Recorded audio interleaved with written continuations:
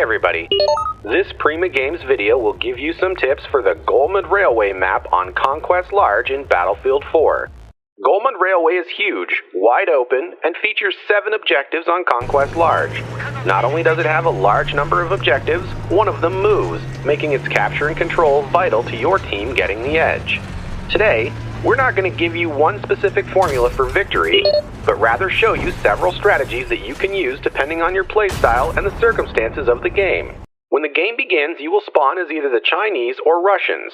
Regardless of what side you spawn on, our first strategy has you capturing your home objective first, and then moving on to a more highly contested objective after. If you spawn as the Chinese, your home objective is Golf.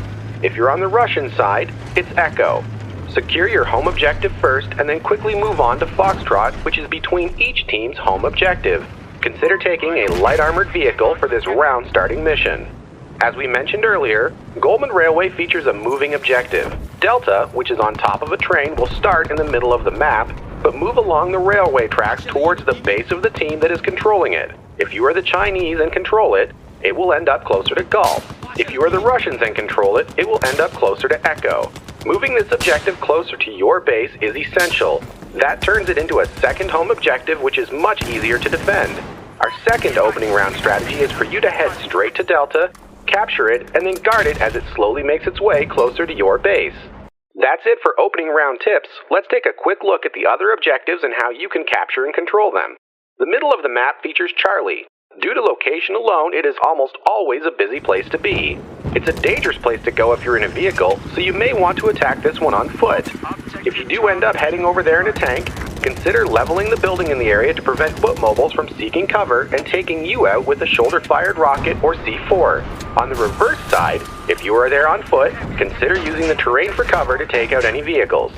The final 2 objectives on the map are Alpha and Bravo. They are close together and connected by a road that you can use to travel between the 2 in your vehicle. The thing is, we simply don't advise working these 2 objectives in a vehicle. Well, not unless you have a lot of friendly forces in the area. There's just too many buildings and too much cover for infantry to use against you. On the flip side, you individually, or you within your squad, can make a point to work these 2 objectives the entire game. Go there as infantry and bring your engineer kit. Although putting mines on the road is effective, we prefer the RPG to allow us to deal maximum damage to vehicles at short to medium ranges.